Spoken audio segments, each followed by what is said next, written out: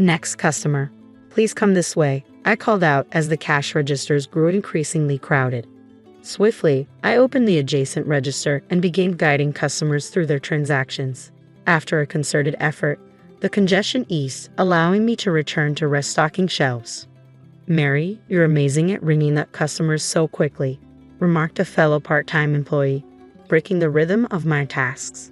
In this bustling supermarket, a diverse mix of high school students and individuals like myself populated the workforce, making each shift enjoyable. My name is Mary, a 45-year-old part-time housewife who found solace and purpose in this role for the past decade. When my child began elementary school, I sought employment and landed a part-time position at this local market. The environment, filled with fellow housewives and understanding managers, suited my lifestyle perfectly.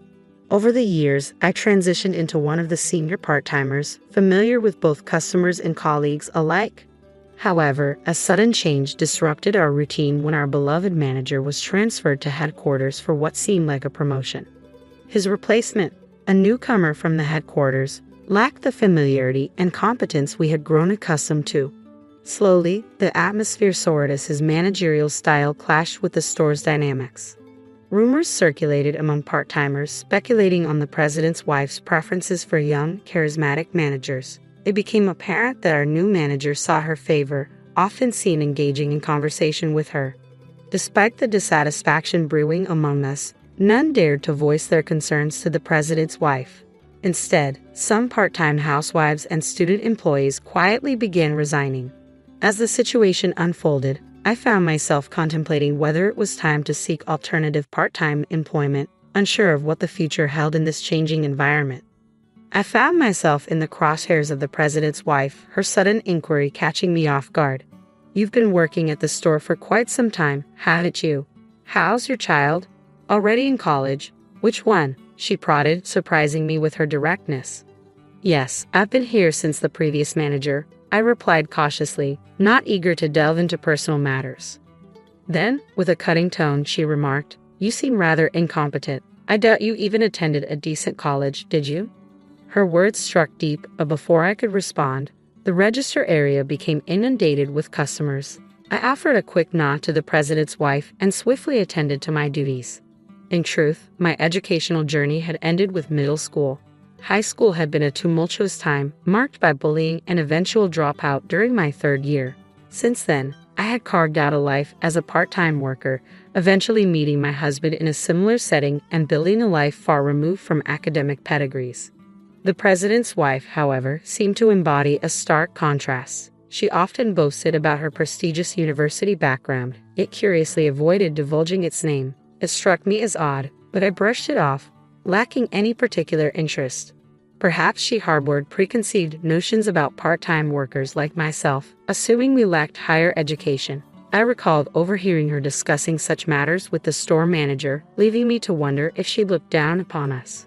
As murmurs circulated among fellow part-timers about similar interrogations, I found myself bracing for another encounter with the president's wife when, sure enough, she returned to the store the following day. "Excuse me," her voice cut through the air, signaling another potentially tense exchange. My attention snapped up when the president's wife directed her gaze towards me, a smirk playing on her lips as if she found amusement in some private joke. Despite the urge to react, I managed to rein in my irritation, keeping my emotions in check as she began to speak. "So, you're just a middle school graduate, aren't you? I never pegged you for a college goer, but to think you're managing here with that level of education is quite something," she remarked, her words dripping with thinly veiled condescension. I couldn't help but wonder where she had gleaned this information from, until I recalled the previous day's incident when the store manager had been scrutinizing the part-timers' resumes in the office. It seemed that what should have been confidential information had somehow found its way into the president's wife's hands. Annoyance bubbled within me at the thought of her freely sharing such personal details with other employees. I had never sought to fabricate my educational background, but the audacity of someone spreading rumors about my academic history grated on my nerves. While my fellow part-time colleagues seemed unfazed by the revelation, the president's wife took every opportunity to remind me of my supposed educational shortcomings. It became her refrain, peppering our interactions with thinly veiled jabs. "Maybe you wouldn't understand, Being just a middle school graduate, she would quip, using my education as a pretext to assign me menial tasks like cleaning. The repetition of her taunts grated on my nerves, feeling a growing resentment towards my workplace. I began to question why I subjected myself to such treatment, feeling increasingly disheartened by her relentless needling. A few days later, when she returned to the store, her mere presence was enough to stir up irritation within me. As I attempted to sidestep her, she caught my eye and gestured towards the cardboard box storage area, an area typically left untouched as it was designated for supplier use. "People like you should be familiar with garbage," she sneered, her words laced with disdain. "Middle school graduates like yourself are just here to collect a paycheck." Her words stung, delivered in the privacy of the back room, shielded from the scrutiny of customers. It was a deliberate attempt to belittle me, a reminder of my perceived inadequacies in her eyes. I had always managed to endure, especially since most interactions occurred in the bustling sales area. But on that particular day, the weight of my pent-up frustration became too much to bear. "Excuse me, but I believe I earned my paycheck through diligent work, regardless of my educational background," I interjected, my tone laced with simmering anger. The president's wife appeared taken aback, clearly unaccustomed to such pushback. "If you're going to be here, why not contribute something beneficial to the store? We're never quite sure what you're up to," she retorted, her words dripping with disdain. Ignoring the curious glances of passing colleagues, I pressed on. "And what exactly are you contributing by gracing us with your presence? Chatting with the manager, flirting with male employees and high school part-timers, looking down on the rest of us?" I challenged, refusing to back down. Her face flushed crimson with rage as my words hit their mark. "Unlike someone like you, I have a busy schedule. Coming here takes time out of my day," she shot back, attempting to assert her superiority. I couldn't help but scoff at her assertion. "Do you truly believe that? Neither the employees nor the customers share your sentiment. It's intriguing how some with impressive educational backgrounds prove utterly ineffectual in practice," I countered, releasing the resentment I had long harbored towards her condescending attitude. Clearly flustered by my unexpected retort, the president's wife struggled to conjure a suitable response, resorting to tired clichés. "Do you honestly think you can continue working here after speaking to me like that?" she challenged, her voice tinged with disbelief. Without hesitation, I delivered my final verdict. "Then I'll resign," I declared, refusing to tolerate any further belittlement. In response, the president's wife let out a mocking laugh. "Well, that'll save us on labor costs," she sneered, her words dripping with derision. I returned the smile, nodding in agreement.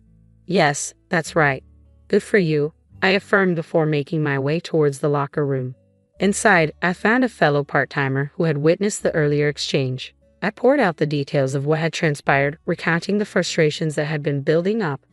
"Mary, are you really quitting?" she asked, her expression reflecting the sadness of our shared experiences over the years.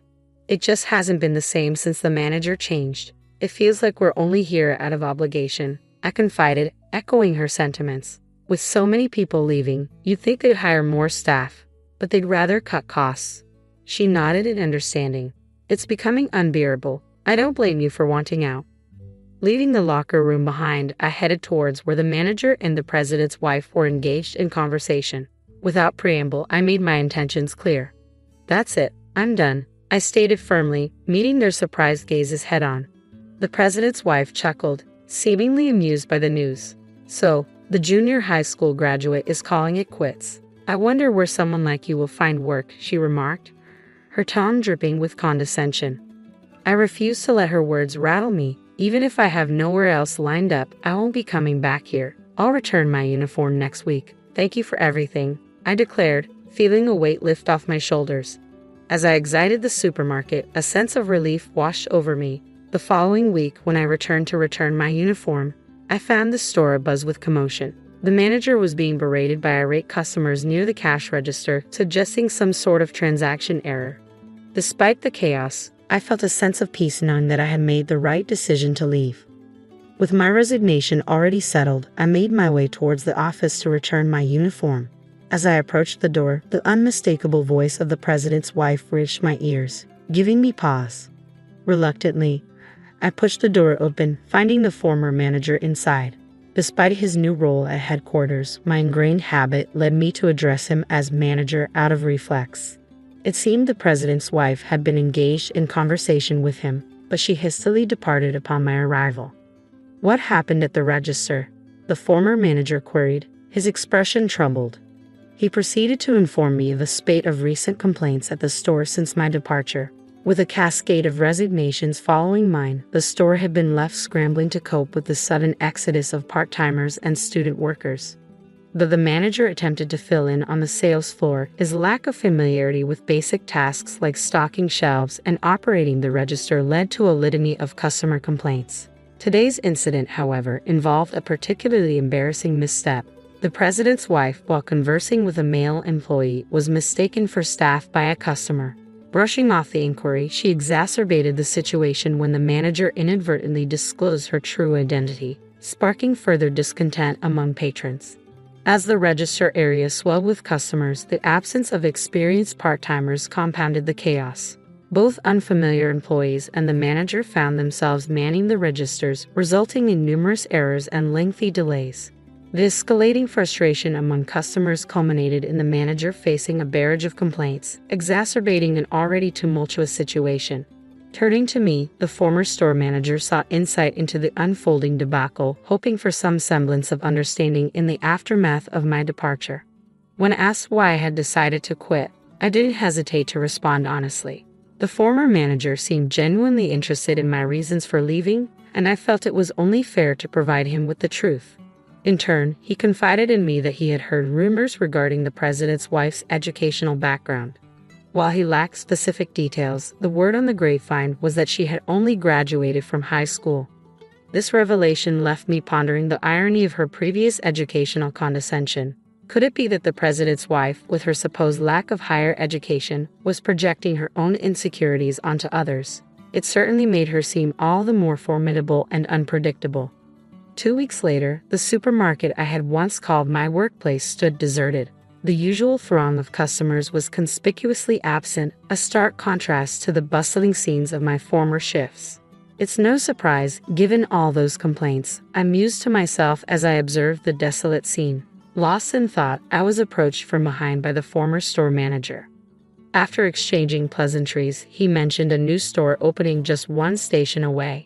He extended an offer, asking if I would be interested in joining the team. It appeared that an employee he had trained was being promoted to the position of store manager at the new location. Knowing the caliber of this individual, I felt a sense of trust and reassurance. I nodded in agreement and wasted no time in reaching out to my former part-time comrades. Upon confirmation of my role at the new store, I discovered that some of my former colleagues would also be joining me, a comforting realization amidst the uncertainty of change. Under the guidance of an understanding manager, I quickly settled into my new role. The atmosphere was welcoming, and I found it easy to establish rapport with my coworkers, both old and new. The new store introduced innovative offerings such as local side dishes and bread, which proved to be a hit with customers. As I embraced this fresh start, I couldn't help but feel optimistic about the opportunities that lay ahead. As I settled into my new role at the store, I was greeted by familiar faces from my time at the previous location. The transition to the new store went smoothly, marked by a successful launch and positive feedback from both customers and employees. However, I soon heard troubling reports about the old store. It had become notably quiet, and the manager found themselves facing frequent scoldings during head office meetings. A string of new hires as part-timers quickly came and went, exacerbating the ongoing staff shortage.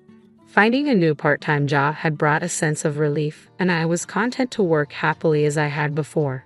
But about a month into my tenure at the new store, the president's wife made a surprising appearance before me.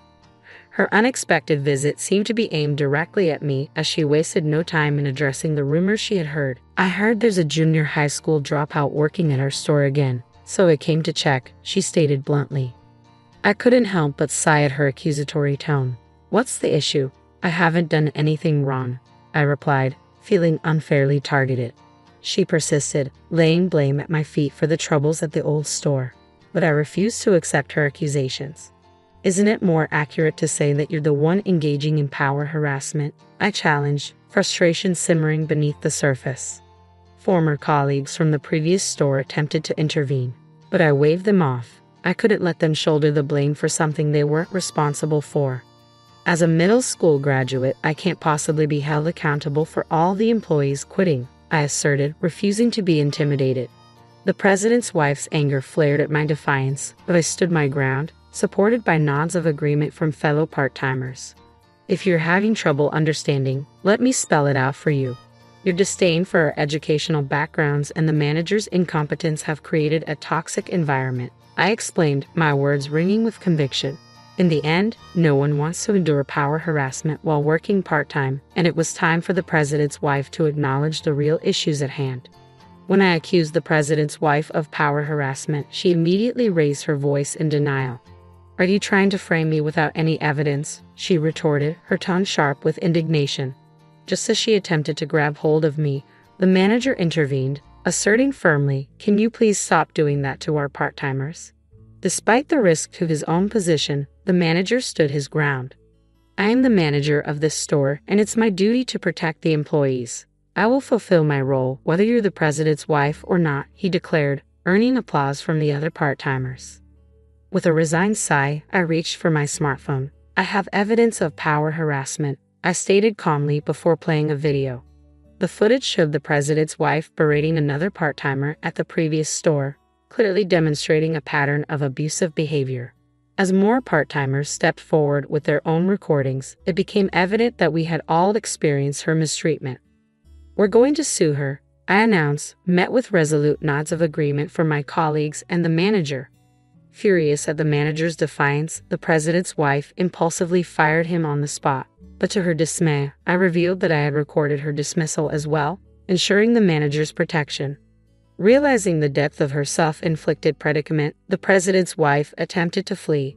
But before she could escape, I confronted her one final time. "There are more important things than education, aren't there? Sometimes humanity matters more in society," I remarked pointedly, causing her to pause. "How did you know?" she muttered, inadvertently admitting to her own insecurities. With her self-destruction complete, the president's wife retreated at a speed I had never seen before. In the aftermath, we pursued legal action against her, armed with solid evidence and the support of fellow part-timers. As news of her misconduct spread, similar complaints emerged from other stores, leading to a reckoning for her behavior. Forced to confront the consequences, the president demanded she repay her debts by working. It was a satisfying sight to witness her laboring angrily at a nearby drugstore, a fitting end to her reign of mistreatment. With a trustworthy manager at our helm, we continued our work with renewed dedication, free from the shadow of power harassment.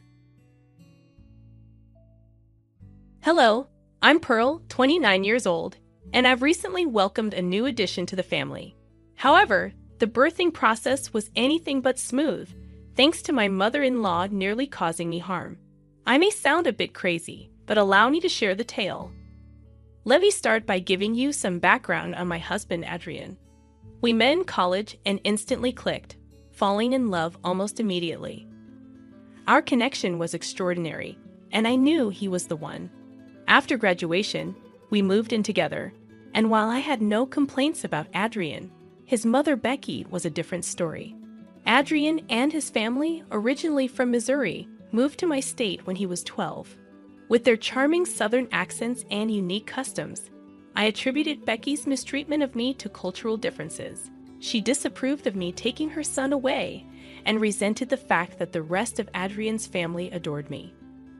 Without any specific reason, I became the target of her disdain. Despite her constant snide remarks and belittling of my achievements, Adrian stood by my side, putting a stop to her behavior. After 7 years of dating, we decided to tie the knot in a small, intimate ceremony.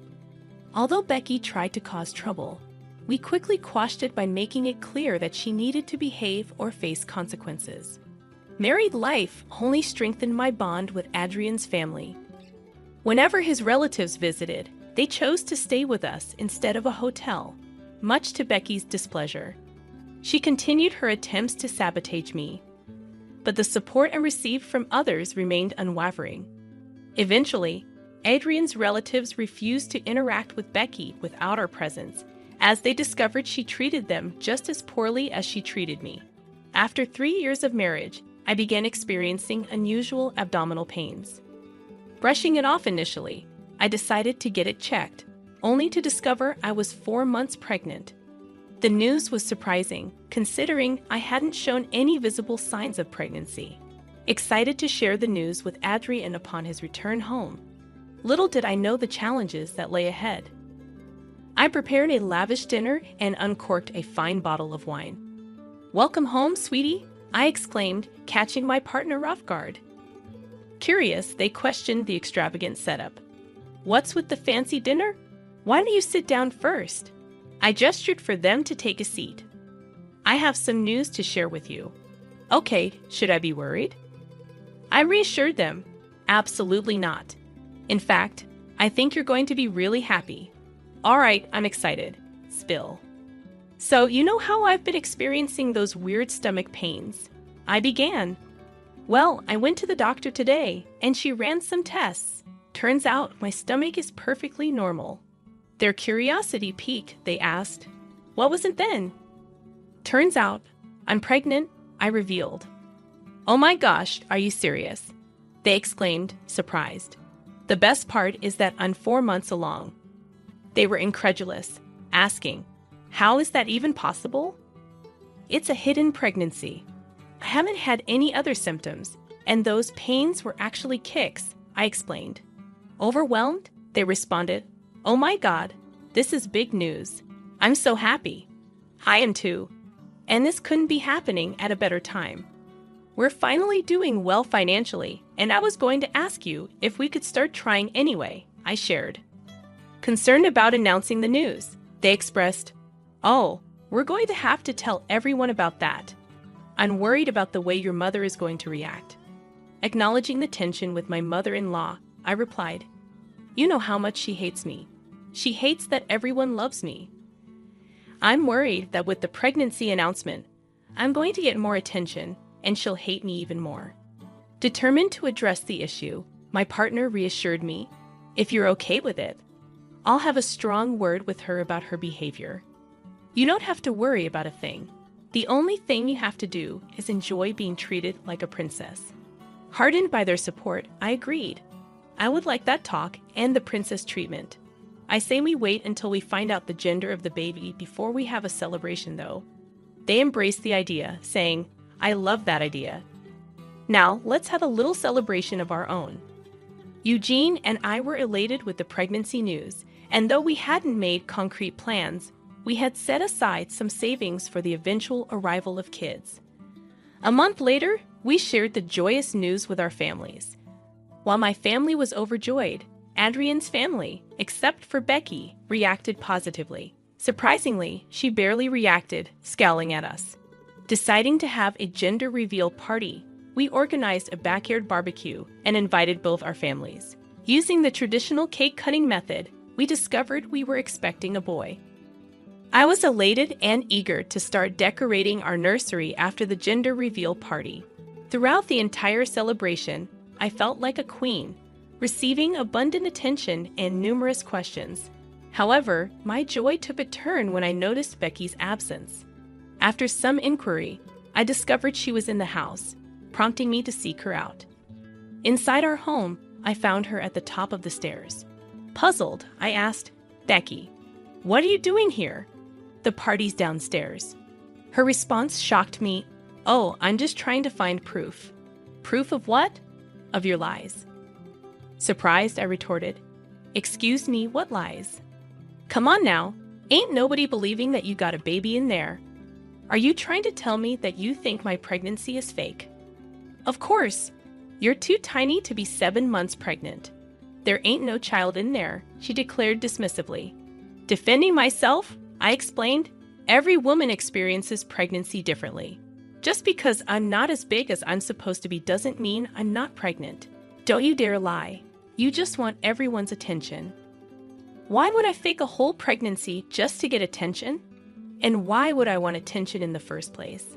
I know your kind. You're jealous that my son pays me all the attention when I come over, and you want to take that away. Feeling unfairly accused, I responded, "Becky, I think you're projecting some of your feelings onto me, and I really don't appreciate that." I have no need for attention because I naturally get it. You're trying to steal from me, and I do not appreciate that. Exasperated, I warned her. Look, you're stressing me out, and that is not good for the baby. I'm just going to go. Stop trying to steal the spotlight. No one gives a darn about you. The last thing I remember was her pushing me down the stairs, resulting in excruciating pain. When I woke up in a hospital bed with a tube in my hand and abdominal pain, I was disoriented. Eugene, sitting beside me, explained that I had fallen down the stairs and lost a lot of blood. They had to induce my pregnancy, and I had given birth. Desperate to know about my baby, Eugene hesitated, saying they were doing everything to stabilize our child, but he couldn't provide further details. Where is he? I need to see him. He's in the ICU, and I assure you he's in good hands. You have nothing to worry about. There's nothing more you can do. Don't blame yourself for anything. Once we get a donor for you, we can focus on our child, okay? Yeah, but I'm not blaming myself. Good. I have someone else to blame. What do you mean? I'll let you know, but could you please bring your mother down here? Why? Just please don't ask questions. I'm going through enough. Bring her here and tell her everything that happened in front of me. I'll explain everything else after. Okay, but first let's get you your blood, and then we'll do everything else that you wanted. Yeah, okay. Eugene went to talk to my doctor, and thankfully they had found a donor who was willing to donate immediately for me. The stress of everything made me fall right back asleep after the blood transfusion. I had so many emotions swirling through me, and I didn't know what to make of them. On one hand, I was grateful that my son was still alive, but I also knew that he might grow up with some developmental issues. I didn't have a problem with that, but the fact that Becky would be the reason that my son struggled made me feel hot with anger. I was asleep for a good 3 hours, and when I woke up, I felt much better. Once again, Eugene was next to me and immediately rushed to my side when I woke up. Hi, sweetie. You fell asleep for a little while. How do you feel right now? A lot better. How's our son? They've managed to stabilize him. He'll have to be in the NICU for the next 2 months. Will I be able to hold him? Not yet, but soon. I promise. Until then, we will definitely get to see him. I saw him, and he looks adorable. All right. I'm glad that everything's okay. But you wanted to see my mom, right? Oh yeah. Is she here? She's waiting outside. Shall I bring her in? Yeah. Hi, Pearl. How are you? Not doing so good, Mom. Eugene, did you update her on what happened? No, he didn't tell me anything. He just asked me to rush here. Eugene, could you tell her what happened since I got here? Well, Mom, after you came running to us about Pearl slipping down the stairs, she ended up bleeding a lot. She had to get induced so she could give birth to the baby. Thankfully, the doctors and nurses managed to stabilize our son. He's just going to be in the NICU for a while now. Oh, you gave birth, Pearl. Congratulations. Don't even. Do you have something to say to me and Eugene? What are you talking about? Sweetie, you said Becky came running to you after I slipped, right? Yes, and I'm so grateful that she saw it because none of us heard you fall. Great. Now, Becky, should I be the one to tell him, or will you do it yourself? What is she talking about, Mom? Oh, I don't know. She just gave birth. She's probably just making things up. She's probably suffering from mommy brain. Lord knows I had a bad case of it after I gave birth to you. Do not even try to make this into something as arbitrary as that, Eugene. Your mother pushed me down the stairs. What? You remember? I was overcome with emotion when I finally cradled my son, and Eugene shared in my tears. The realization that we had almost lost him left me feeling nauseous. Word spread that our son was back home, and somehow, even Becky got wind of it. She acquired another phone number just to reach out to us. Seeing that our responses were non-existent, she took it upon herself to show up unannounced at our house. Fortunately, Eugene answered the door. If I had, I might have given her a piece of my mind, or worse, physically confronted her for the stress she had caused my family. Becky looked worn and aged compared to our last encounter, tears in her eyes as she pleaded with Eugene to talk to her. "Please, talk to me, Mom. You need to stop trying to contact us." "How can I not? My son won't talk to me, and I don't get to see my grandson. You think you get to see our son? You don't think we're in pain from not being able to hold our little boy? I really am sorry. Please, at least talk to me. I thought I was doing something right." How is pushing my wife down a flight of stairs the right thing to do? She's always been trying to steal everyone's attention. I see the way she tries so hard, and it's just so darn hard to keep my anger in check. You have no idea how insane you sound right now. I do not. I was trying to do what was best for you. Best for me? How is this best for me? I always knew you could do so much better than Pearl. I was just trying to get you to see that by almost killing my child and wife. Are you kidding me right now? What you did was not done for me, but because you couldn't handle the fact that there was someone better than you in your family. Pearl is not better than me. Oh, she is in every way. She cooks better food and has a much better temperament than you. Why do you think more of our family has started coming over to our place for Thanksgiving when we host? Nobody can stand you and your entitlement. You take that back right this second. That is no way to speak to your mother. No, I will speak to you the way you deserve to be spoken to. You made our lives a nightmare from the start, and I have been silent about it only because Pearl begged me not to damage my relationship with you. Okay, I get it.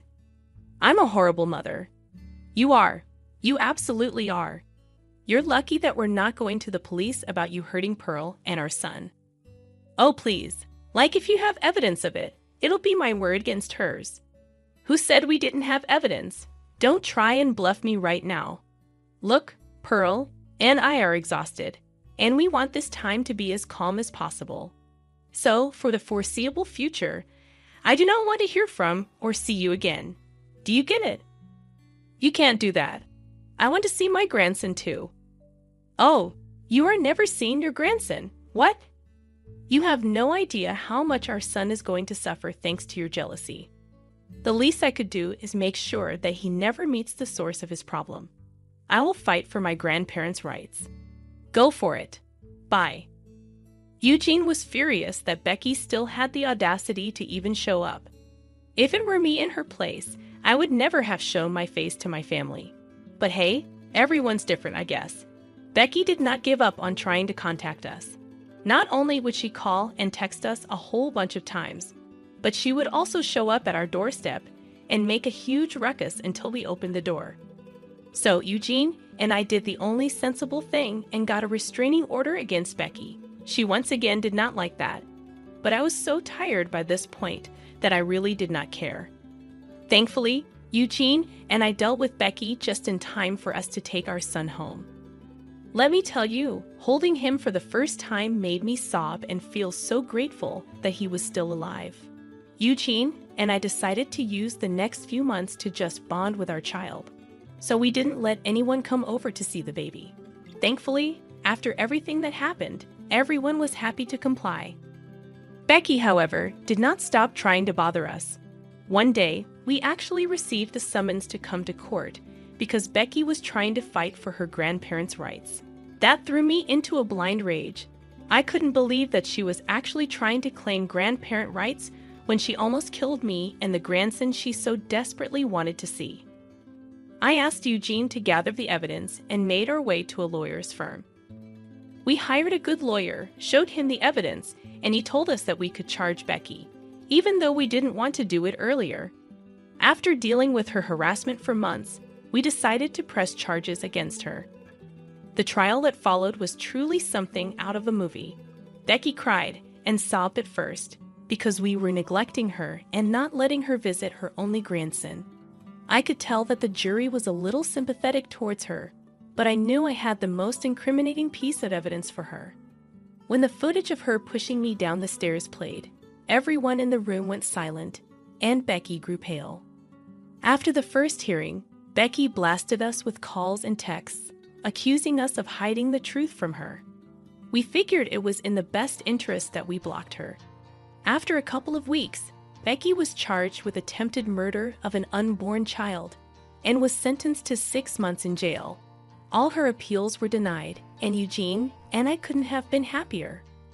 Of course, word got around in Eugene's family as well about what Becky had done, and let's just say that nobody wants anything to do with her anymore. She's going to have a tough time when she's done with her sentence. As for Eugene and me, we're gradually getting used to being first-time parents, and we're loving every second of it. I'm just glad we get to do it stress-free. We were considering moving, but that's a decision to make for a later time. Thank you so much for listening. I'm Karen, age 27, and my husband Stephen is also 27. We tied the knot just last year, both juggling full-time jobs. I work as a nurse, and Stephen is in pharmaceutical sales. Our paths had crossed before, but it was at a coworker's happy hour event that we truly connected. Being a fan of good drinks, the after-work cocktails that evening were especially delightful. Though we had encountered each other previously, that night marked the first time we engaged in meaningful conversation. Our drink preferences aligned, and we hit it off effortlessly. Each encounter thereafter was enjoyable and easy, quickly leading us into a dating relationship. On my birthday, Stephen opened up about his feelings, and we officially became a couple. Our favorite dates revolve around discovering hidden gems that offer excellent drinks. I'm partial to wine, while Stephen leans towards steak. Our differing tastes add a fun dynamic, allowing us to share and learn new things from one another. As our relationship progressed, thoughts of marriage started to occupy my mind. It was during this time that I delved into Stephen's background. His parents had divorced when he was young, and he never knew his father, being raised by his single mom with whom he shares a close bond. Stephen has never moved out of his family home. Initially, I questioned whether this was a flaw or a testament to his strong family values. Love often clouds judgment, and at that point, I viewed it as a positive trait.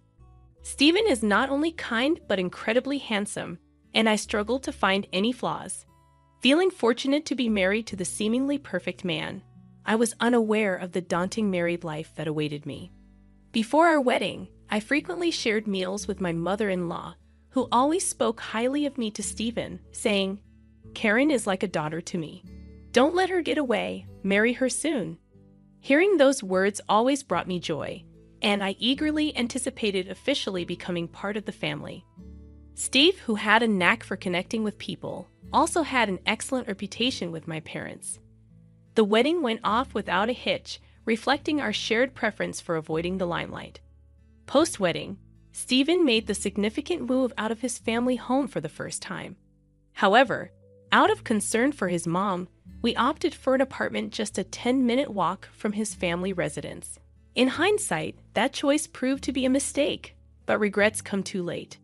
The dynamic with my mother-in-law shifted drastically after the wedding. Once treating me like a daughter, she transformed into someone who seemed to view me as a mortal enemy, visiting our home daily. With care, I approached Stephen, expressing, "I appreciate your mom's visits, but it's challenging for me to relax. Could you ask her to come less frequently on workdays?" Stephen's response was unexpected as he asserted, "Why? We're family now.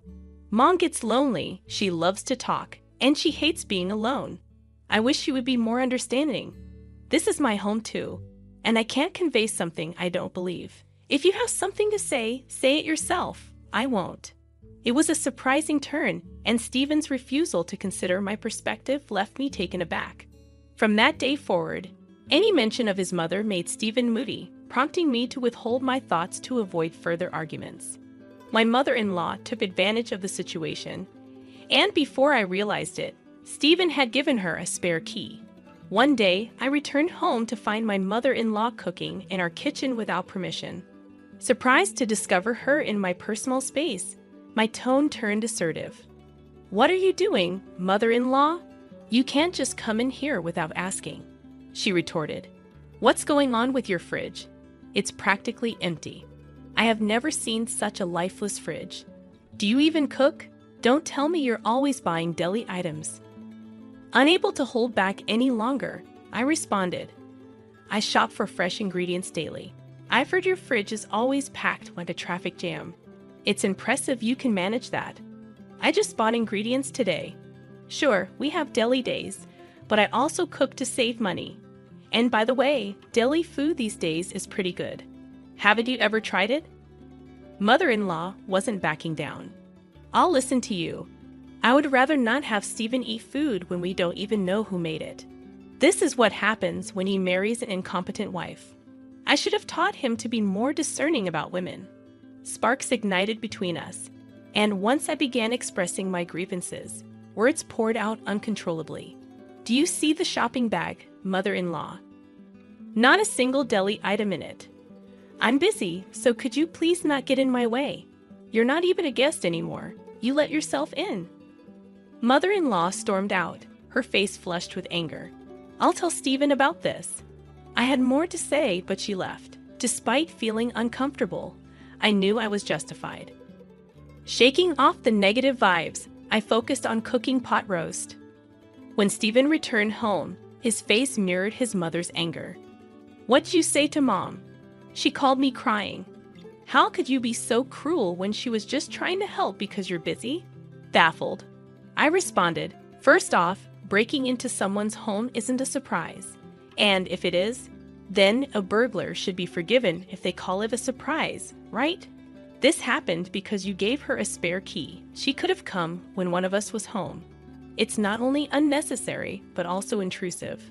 What about my privacy? I have no intention of apologizing. Stephen looked shocked and with a single word said, please. Can you two just get along?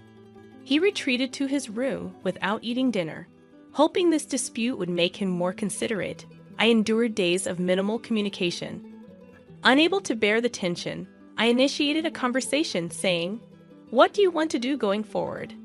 I don't want a relationship where we don't communicate. Let's talk.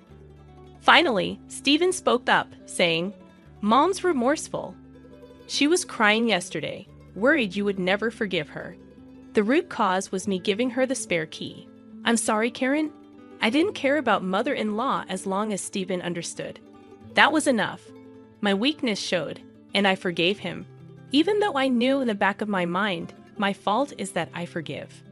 Stephen promptly called his mother, who eagerly came running, visibly relieved to be summoned. Exhausted from the ongoing conflict, I harbored a bad feeling but was willing to give peace a chance. As soon as mother-in-law saw my face, it was as if a switch had been turned on. Oh, I'm so relieved. I thought Karen would never speak to me again. I know I overstepped, and I promised never to do it again. Mother-in-law began speaking in a voice as sweet as if she were addressing a cat. Despite my reservations, she pulled out a mysterious bag from her purse. I met an old friend from college yesterday.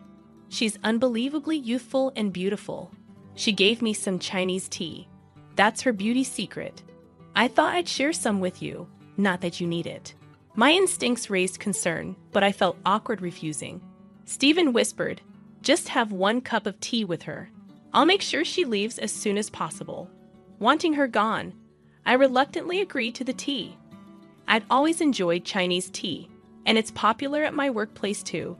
Mother-in-law quickly poured hot water into the tea pack. This tea is supposed to be good for your skin and boost female hormones. You guys are thinking about having kids soon, right? If you like it, I'll tell my friend to get some for you, she said, placing the cup in front of me. The aroma was a bit unusual, but I took a sip anyway. It tasted strange, but I dismissed it, thinking it was just a new flavor. However, my bad feeling came true. I woke up in the middle of the night with stomach pain, feeling half faint. By the time I felt better, it was already morning.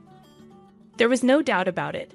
The only thing I had consumed that Stephen hadn't was the suspicious Chinese tea. I told Stephen about it, but he didn't take me seriously. Karen, that's a terrible accusation. Mom brought the tea to make amends. You're making it sound like she poisoned you. Don't you feel ashamed? It's probably just an upset stomach. Mom would never do something like that. Stephen wouldn't believe that I was being malicious, but without evidence, I couldn't press the issue. Still, I have been wary of anything from mother-in-law since then. Just before Stephen's birthday, mother-in-law called. "Karen, I'm cooking for Stephen's birthday. Say you can come or not, it's up to you. You're busy, right? Maybe you should take some time to refresh yourself." She was planning to celebrate Stephen's birthday without me. I hadn't dared to eat anything from her since that day, and homemade food was out of the question. But I was planning to spend Stephen's birthday together, so I felt upset. I thought we would spend his birthday together since we are newlyweds. I assume you have celebrated with him every year until now, so from now on it's my turn. Before I could complete my sentence, she abruptly interrupted me. Regardless, I insist on Stephen returning home. "Karen, your presence is optional.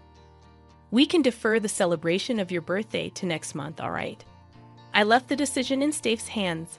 That nickname of hers, Steph responded, "Did you catch that? You have the freedom to do whatever you please on that day." Without hesitation, he favored his mother-in-law over me, and my patience was wearing thin. On Stephen's birthday, his enthusiasm was contagious, but it left me feeling queasy.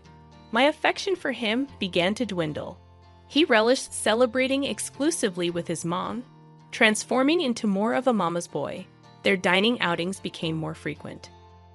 I'm occupied with work and can't dwell on this all the time. A month flew by, and it was my birthday. Traditionally, we celebrated at our favorite restaurant. I assumed this year would follow suit, but Stephen surprised me. "Mom wants to join in the celebration. She'd be happiest if the two of you could get along." I was taken aback, frozen in shock. Stephen, still exuberant, remained oblivious. I expressed, "I wanted to celebrate with just you, Stephen. We spent your birthday together, so let's do the same for mine." Stephen, for some inexplicable reason, interpreted it as politeness. No need to hold back. Mom offered, so it's fine. He just couldn't grasp it. With no other option, I had to be resolute. "No offense to mother-in-law, but I want to spend my birthday exclusively with you. I'd like to go to our special restaurant." Suddenly, Stephen erupted in anger. "Don't reject Mom's kindness. You're heartless. Haven't you realized she didn't invite you to my birthday? Just comply with my wishes. It's already a hassle." I was done arguing. And then came my birthday. Instead of the anticipated restaurant outing, we were at home, with mother-in-law in tow. Neither of them seemed attuned to my subdued mood. My frustration escalated as I observed them enjoying themselves in the kitchen. Then the lights dimmed, and the cake made its entrance. Despite my anger, the cake provided a brief respite before I blew out the candles. Mother-in-law excitedly announced a special gift for my birthday celebration. I splurged on a $5,000 bottle of wine. "Let's uncork it right away." The packaging appeared worn, and the cork crumbled at the touch. "Is this what they call vintage?" She pondered aloud, pouring a generous amount into my glass. Even in the subdued lighting, it was evident that the wine had an unsettling cloudiness. Recollections of the Chinese tea mishap flooded my mind as I cautiously took a small sip. "What is this?" I immediately spat it out, prompting me to turn on the lights. In the kitchen sink, I inverted the bottle of mother-in-law's supposedly extravagant $5,000 wine, watching as it flowed down the drain. Stephen swiftly seized the bottle from my hands, scolding me, "You're being awful." Apologized to Mom. "What do you think you're doing?" The anger etched on Stephen's face was unmistakable. Under Stephen's intense gaze, I poured some wine into the glass he was holding. "Can you drink this then?" Stephen appeared puzzled yet resolute as he took a sip. At that precise moment, mother-in-law urgently shouted, "Stephen, don't drink it." Unfortunately, it was too late. He immediately spat it out, exclaiming, "What on earth is this?" Mother-in-law, shocked, took the wine away from Stephen. He questioned Mom, "Where did you get this wine? We need to file a complaint. This is fraud. It's spoiled." Mother-in-law, looking guilty, admitted, "That wine was just sitting in the back of our kitchen. It's 50 years old. I heard on TV that it gains $1,000 in value every year. Vintage wines are supposed to be stored in wine coolers. Upon closer examination, the cork was more deteriorated than initially thought, emitting a moldy odor. Even Stephen couldn't conceal his surprise. What bothered me was mother-in-law's insistence. "Don't drink it." I suspect she knew it was spoiled, but she would never admit it. I couldn't find it in me to forgive mother-in-law for her actions. "Could you please leave? I can't control my emotions. Just go," I implored. Yet even as I spoke, mother-in-law continued to offer excuses to Stephen. I felt invisible, but even she, visibly uncomfortable, hurriedly departed. Once she was gone, Stephen surprised me with his response. "Mom doesn't drink, so she wouldn't have known." Thankfully, we didn't offer it to anyone else. Despite everything, Stephen defended mother-in-law as if it were an innocent mistake. In that moment, my feelings for him cooled. My determination against Stephen solidified as he defended mother-in-law despite her actions against me. I had ignored his excessive attachment to his mother for too long. "I want a divorce," I declared, presenting Stephen with divorce papers I had kept just in case. He was rendered speechless, questioning my decision. "Ask yourself, do you comprehend how much I've endured? I've reached my breaking point." Then, to compound matters, he offered a profound apology without prompting, stating, "I won't repeat it. You've won." He proceeded to confess to multiple affairs, revealing 4 different women. Though I had harbored suspicions of infidelity, learning the truth left me shocked. There was no longer any doubt. I was determined to divorce him. Engaging a private investigator seemed unnecessary. Evidence of his affairs was abundant. During our conversation, he foolishly remarked, "You'll regret divorcing someone as great as me." Stephen's words only fueled my disgust at myself for ever loving him. Multiple affairs and his attachment to his mother provided ample grounds for divorce. To streamline the process, I resolved to hire a lawyer, regardless of the cost. Initially resistant to the divorce, Stephen eventually relented, likely recognizing the gravity of his mistakes. He returned to his doting mother, and later it surfaced that his affair was with a co-worker, leading to his demotion. Unable to distance himself from his mother, Stephen ultimately resigned from his job. Despite his ongoing job hunt, word of his workplace indiscretions had spread rapidly, hindering his prospects in the same field. Persistently tethered to his mother, he settled for part-time work.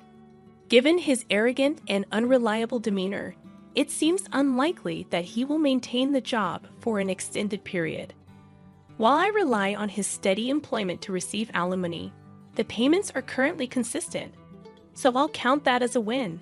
I discovered that mother-in-law, who had presented herself as superior, was in fact a hoarder. Stephen's family home turned out to be a literal dump, explaining their reluctance to have me over. As the stench became a bother to neighbors, police intervention became necessary. The mere thought of consuming wine from that house still turns my stomach. Let Stephen live in his squalid environment and work his sporadic part-time jobs with his beloved mother-in-law for all I care. Though I've returned to my previous life, I find happiness in the absence of torment. No longer will Stephen disrupt my workplace, providing a welcome relief. In hindsight, Stephen possessed good looks but little else. The fact that he complies with alimony payments is a silver lining, I suppose. The breakup taught me a valuable lesson. Love is, indeed, blind. This time, I'm putting romance on hold to focus on my career. I've learned my lesson and am determined to prioritize my professional pursuits.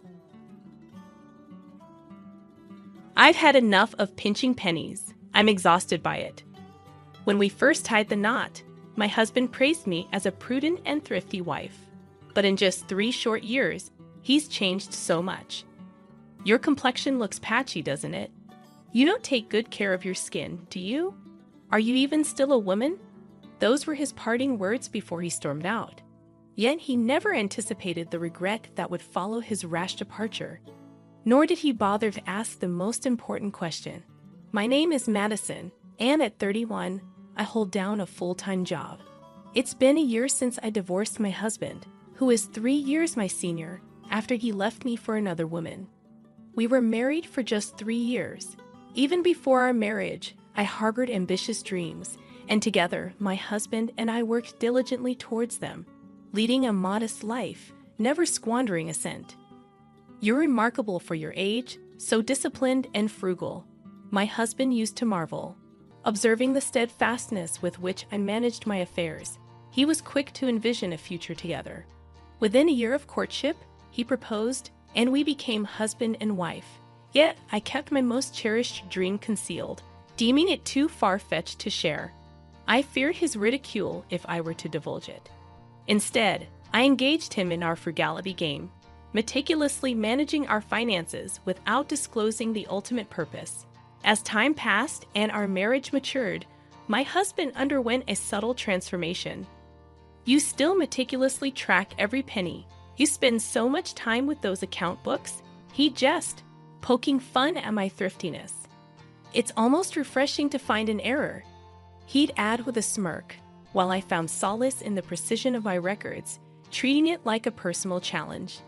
Unfazed, my husband would retreat to his phone, leaving me to my calculations. When our daughter arrived, I took on a part-time job as a newspaper delivery person to supplement our income.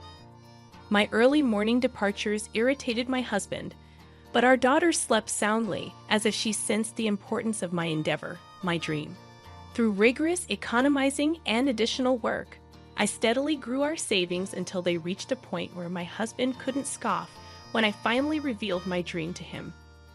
"Listen, honey, there's something I need to talk to you about," I began, ready to finally share my long-held dream with my husband. But before I could say another word, he cut me off with a strange irritation in his voice. "Shut up! Are you going to lecture me about saving money again? Every day, it's save this, save that. It's getting old," he snapped.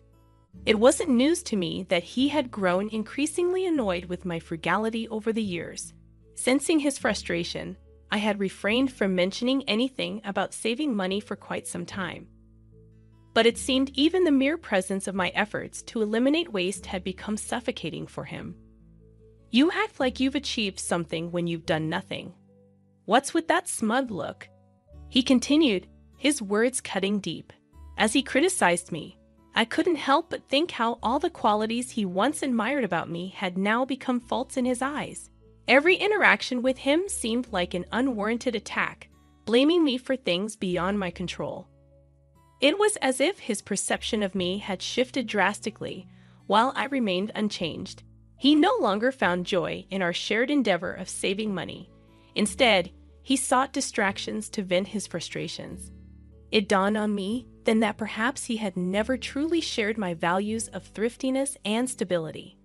Maybe he was merely intrigued by the novelty of it all when we first met. I recall the drunken confession he made once, admitting to squandering his mother's savings without her consent, despite previously claiming she had passed away. It became evident that he had always been a reckless spender, lacking in financial discipline. In realizing this, I understood that our differences in money management ran deeper than I had initially thought. It wasn't just a matter of differing viewpoints, it was a fundamental misalignment of values. After listening to my story, I foresaw my husband's growing reluctance towards our frugal lifestyle. As expected, he began to express irritation with saving money and gradually revealed his true character. Night after night, he returned home inebriated, neglecting to provide us with enough money for essentials. One evening, as he stumbled in during the wee hours, I mustered the courage to confront him. "Can you at least leave some money for our daughter's milk? You're her father, aren't you?" I pleaded. His response was dismissive, claiming his earnings as his own to spend as he pleased. Eventually, he ceased contributing to our household altogether. I couldn't ignore the flickering shadow of another woman in his life, nor his increasing belligerence towards me. It reached a point where he either absented himself for days on end or moved in with his mistress. Realizing the futility of salvaging our marriage, I made the decision to leave. I refused to remain tethered to a man who shirked his responsibilities, indulged in vices, and failed to provide for us. With both my parents gone and a baby to care for, I turned to my maternal aunt for support. Despite my reluctance to burden her, I confided in her about my predicament and asked to stay with her for a while. Understanding my plight, she welcomed me into her home, having gone through a divorce herself. I gathered my courage, filed for divorce, and moved out of the apartment I once shared with my husband. It was a rare occasion when someone visited our home during those turbulent times.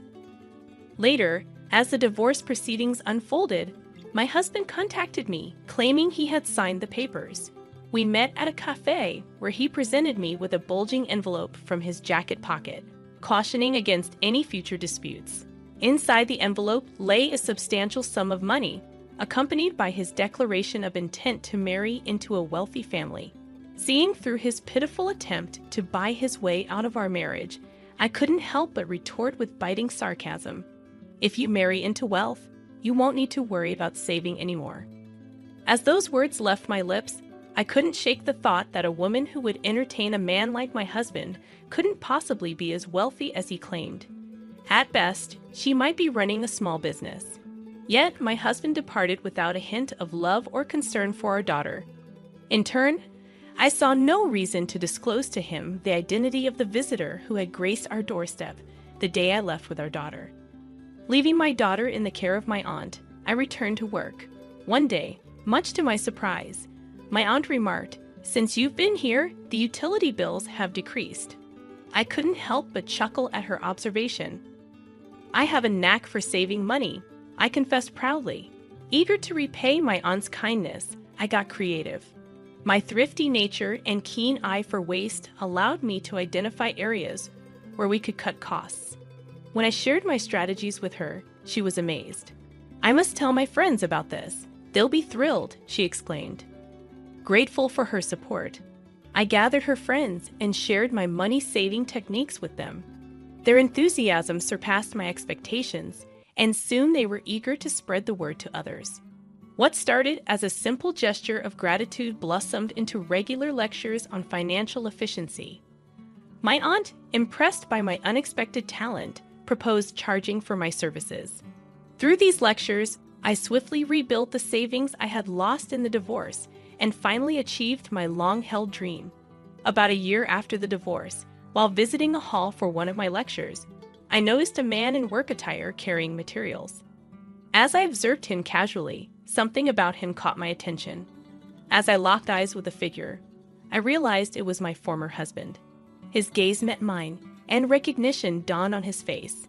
In a split second, I felt a sinking sensation in my stomach, but it was too late.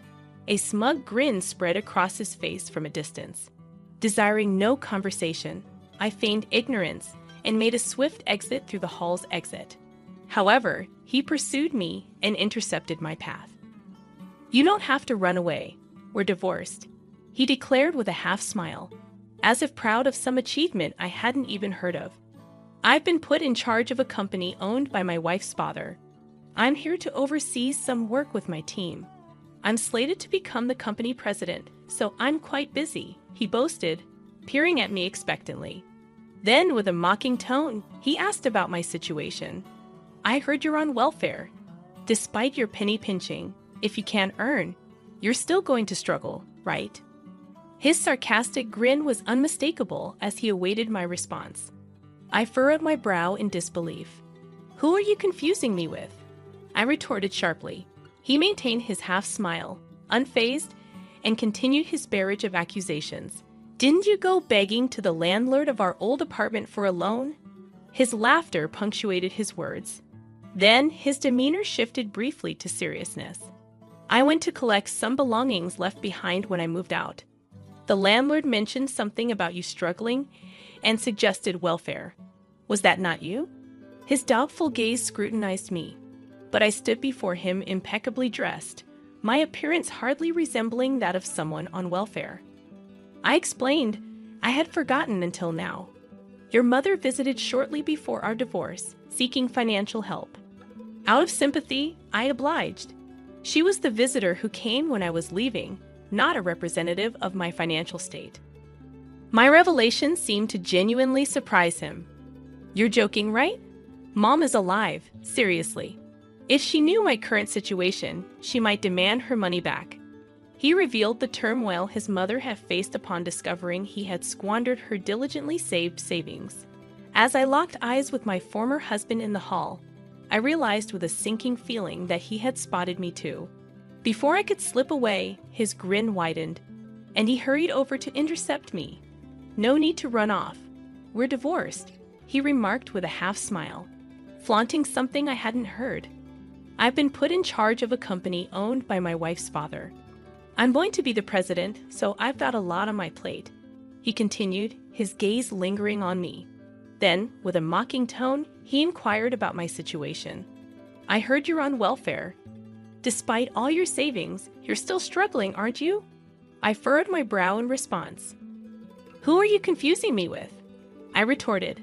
Unfazed, he persisted, claiming I had sought a loan from our former landlord. Amused by his accusations, I chuckled. "I was there to collect my belongings after moving out," he added, his tone shifting momentarily. "The landlord mentioned welfare. Wasn't that you?" he questioned, casting a doubtful glance my way. Dressed impeccably in recognizable brands, with my hair and nails meticulously groomed, I hardly resembled a welfare recipient. I explained, "Your mother visited our old apartment before we divorced. She needed money, and I couldn't turn her away." His incredulous expression betrayed genuine surprise. "Mom's alive. No joke. It's she knew of how I lived now. She might want that money back," he remarked, his tone tinged with regret. His mother, who had been abandoned by her son after he squandered her savings, recounted her struggles tearfully. Despite her son's remorse, he never repaid her. Upon visiting me, she revealed her desire to reconcile, having tracked down our address through a relative. Sensing my husband's unease, I informed him that I had given her his company name, although I had left the job 3 months prior to oversee my in-laws' business. My husband appeared relieved until I disclosed that I had passed on the envelope containing the money from our divorce settlement, now belonging to his wife's family company, as a gesture of goodwill. His shock was palpable as he struggled to comprehend the depth of his mother's plight. As I recounted her situation, he grew increasingly agitated, finally breaking into a cold sweat. As I suggested informing his mother of his current employment, his phone rang, likely his current wife calling. Startled, he fumbled for his phone, his expression a mix of panic and disbelief. Suppressing a laugh, I responded, "Is she asking me to take care of her?" With a casual wave goodbye to my husband, engrossed in his phone call, I strode towards the neighboring apartment building. My husband, noticing my departure, interrupted his conversation, beckoning me to wait. "Where do you think you're going? That's an expensive building. You'll get in trouble if you go in without permission," he cautioned. Turning to face him, I revealed, "I'm the owner of this building. I've rented out all the other units, but my daughter and I reside on the top floor." His stunned silence spoke volumes. I explained that my dedication to thriftiness stemmed from a desire to purchase such a property. "I had just saved enough money to do so when you began to resist frugality," I admitted, causing him to drop his phone in shock. But I had another revelation for him. I inherited a substantial sum from my parents. Instead of squandering it, I invested in real estate, turning my savings into assets worth $5 million, I revealed, gazing up at the building proudly. My husband marveled at my success, expressing regret for not providing such a lifestyle for me himself. "Well, she can make her unlucky son pay for all the hard work he's done with millions in debt and interest," he remarked bitterly. Amidst my laughter, I offered to teach his mother money-saving techniques and share tips for growing his fledgling company. Ignoring his attempts to engage further, I entered the apartment building, leaving him stunned in the hallway. He hurried after me, but I paid him no mind, knowing he couldn't follow me inside. Once inside my home on the top floor, I promptly contacted a trusted real estate agent, grateful for the opportunities my prudent investments had afforded me. "Actually, I have an apartment I'd like to sell next. I'm considering buying a house with an ocean view. Would you be willing to discuss this with me again?" I proposed, eager to move on from the apartment now that my husband was aware of it. Though I doubted he could do anything about it, I wanted to relinquish it just in case. My aunt, having overheard my conversation, brewed a pot of tea and brought it over. I also invited the woman who had been caring for my daughter, and the three of us sat together, discussing our plans for the future amidst laughter and camaraderie. As for my husband, I never encountered him again in the hallway next to the apartment where we crossed paths. Instead, I noticed a different man overseeing the proceedings, an older gentleman. Perhaps my husband faced consequences for his actions towards his mother, or perhaps he simply moved on. Either way, it was no longer my concern. I resolved to focus on my work and continue raising my daughter in the company of trustworthy individuals who truly cared for us. With a sense of liberation and optimism for the future, I embraced